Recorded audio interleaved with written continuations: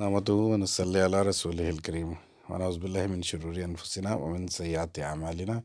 من يهد الله فهو المهتد ومن يضلل فلن تجد له وليا مرشدا۔ جی دوستوں، کیسے ہیں آپ سب لوگ؟ تو دوستوں، کچھ سودے ہوتے ہیں پرچون کے اور کچھ ہوتے ہیں تھوک کے۔ تو جیسے خرید و فروخت کچھ ریٹیل میں ہو رہی ہوتی ہے، چھوٹے دکاندار، اور کچھ بڑے ہول سیلر جو ہیں پورا کارٹون اور بڑے مال سیل ہو رہے ہوتے ہیں، مقدار زیادہ ہوتی ہے ان کی۔ تو دوستوں، اسی طرح مسلمانوں کو اللہ پاک کے ہاں سے ایک بہت بڑی رحمت اور برکت یہ ملتی ہے کہ عام دنوں کے اندر جب مسلمان کوئی نیکی کرتے ہیں تو ایک نیکی کے اوپر جیسے سبحان اللہ کا ہے تو اس کا 1 گنا ثواب نہیں ملتا، بلکہ ہمارے ہاں 10 گنا ثواب کا اللہ پاک کے ہاں سے ملتا ہے۔ جبکہ رمضان شریف کے اندر کیا ہوتا ہے کہ یہ نیکیاں جو ہیں یہ 70 گنا تک بڑھ جاتی ہیں۔ تو پوری دنیا کے مسلمانوں میں کے اوپر اس رمضان شریف کے مہینے میں اللہ پاک کے ہاں سے ایک خاص رحمت اور برکت عطا کی جاتی ہے، اور اس مہینے کو فرض کرنے کا اللہ پاک ایک مقصد بتاتے ہیں، اور اس مقصد کے اندر بھی اللہ پاک ہمارا فائدہ بتاتے ہیں کہ میں نے یہ رمضان کا مہینہ اس کے روزے تمہارے اوپر فرض کر دیے ہیں تاکہ تم لعلکم تتقون، تم تقوی والے بن جاؤ۔ تو ہم اس تقوی کے اوپر انشاءاللہ تعالیٰ بات کریں گے کہ آخر تقوی کیسے حاصل ہوتا ہے اور تقوی ہے کیا۔ تو تقوی پرہیزگاری کا نام ہے کہ گناہوں سے بچنا۔ تو یہ جو روزہ ہے وہ پرانی امتوں پہ بھی فرض کیا گیا تھا اور ہمیں بھی روزہ فرض کیا گیا ہے۔ اب فرض جو ہے، یہ تو جتنے بھی فرائض ہیں یہ مسلمان ہونے کی شرط ہے، کہ جیسے نماز فرض ہے، روزہ فرض ہے، ان چاروں فرضوں میں سے کسی بھی ایک فرض کا بھی کوئی مسلمان انکار کرتا ہے تو وہ پھر مسلمان نہیں ہے، نیتاً انکار کر دیتا ہے کہ یہ نہیں میں مانتا۔ تو اس طرح ایک اولین فرض مسلمان کی ہونے کی ایک شرط رکھی گئی ہے کہ یہ لازمی تم نے روزے رکھنے ہیں۔ تو اور اس کو جو فائدہ ہے وہ اللہ تعالیٰ بتاتے ہیں تاکہ تم تقوی حاصل کر لو۔ تو دوستوں، تقوی ہے پرہیزگاری کا نام، کہ پرہیزگاری کیا ہے کہ اپنے آپ کو اللہ کے حکموں کے تابع ہو کر، اللہ کے خوف کے تابع ہو کر اپنے آپ کو گناہوں سے بچا لینا۔ تو انسان کی ذات کے اندر بہت سارے جذبے موجود ہیں، جیسے کہ غرور کا جذبہ ہے، لالچ کا جذبہ ہے، حرص کا جذبہ ہے، کینے کا جذبہ ہے، غصے کا جذبہ ہے، اور بہت سارے اس طرح کے برے جذبے بھی موجود ہیں۔ تو ان جذبوں کو انسان مسلمان کے لیے حکم ہوتا ہے کہ ابھی ان کو قابو میں رکھو، اپنی حد کے اندر رکھو سارے جذبوں کو۔ تو ان کو طاقت دینے کے لیے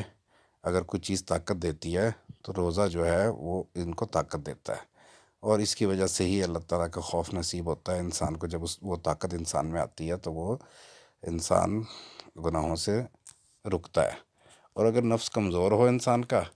تو پھر انسان کے لیے مشکل ہوتا ہے، وہ بہہ جاتا ہے اپنے خواہشات کے اندر اور پھر اس سے گناہ سرزد ہو جاتا ہے۔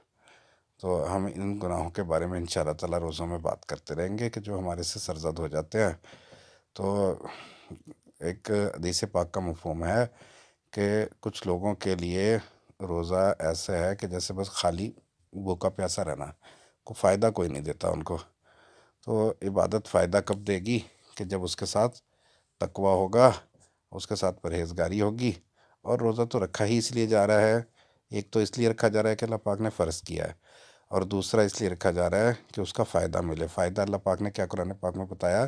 لعلکم تتقون، تاکہ تم تقوی والے ہو جاؤ، کہ ایک عبادت کے اندر داخل ہو،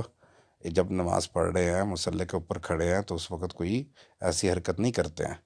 اب یہ فرض عبادت کے اندر پورا دن 24 گھنٹے، پورا دن جتنا ٹائم ہے روزے کا، اس کے اندر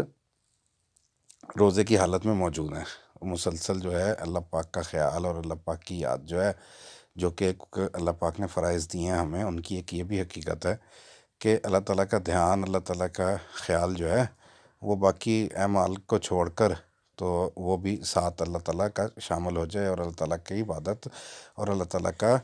کو ہر وقت تو عبادت نہیں انسان کرتا، لیکن روزے میں تقریباً ایک پورے دن، تمام دن انسان، کچھ رات کا حصہ اور باقی جب مغرب ہو جاتی ہے پورے دن کے انسان عبادت کے حالت کے اندر ہوتا ہے۔ تو اب اگر اس میں سے کوئی گناہ سرزد ہوتا ہے تو پھر اس کا وہ ایسا ہو جائے گا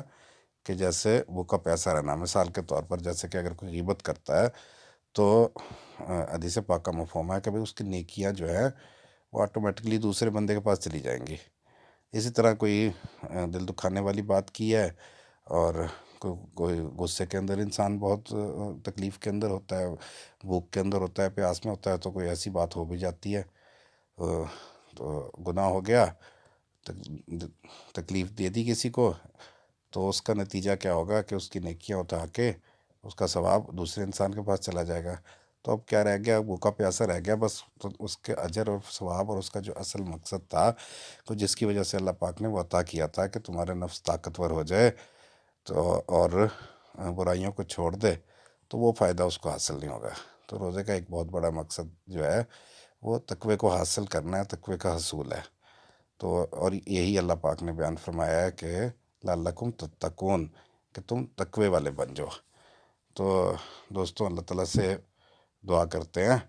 کہ اللہ تعالیٰ ہمیں روزے کے صحیح فوائد جو ہے وہ حاصل کرنے کی خود سے توفیق عطا فرمائے۔ ہمیں اللہ پاک توفیق بھی عطا فرمائے روزے رکھنے کی، صحت عطا فرمائے، اور اس کے ساتھ اللہ پاک ہمیں پرہیزگاری اور گناہوں سے بچے رہنے کی توفیق بھی عطا فرمائے، قابو عطا فرمائے۔ اللہ تعالیٰ ہمارے جسم پہ بھی قابو رکھے، اپنی صحت کا حفاظت کرنے کی توفیق بھی عطا فرمائے، جس کی وجہ سے کہ اگر صحت ہوگی تو ہی عبادت جو ہے وہ کی جائے گی۔ اب بیمار ہو گئے تو وہ تو پھر روزہ چھوڑنا بھی پڑ سکتا ہے۔ تو اللہ پاک سے یہی دعا ہے کہ اللہ تعالیٰ روزہ عبادت اور ثواب کی توفیق بھی عطا فرمائے، اور جو اس کا اصل مقصد ہے جو اللہ پاک نے قرآن پاک میں بیان فرمایا ہے تو وہ بھی ہمیں عطا فرمائے، کہ نفس کی مضبوطی اور گناہوں سے بچنے کی جو مشق ہے وہ پوری ہو، اور اس کا اثر جو ہے وہ پھر آئندہ روزوں تک ہمارا قائم رہے، بلکہ تمام عمر تک قائم رہے۔ وآخر دعوانا ان الحمد للہ رب العالمین۔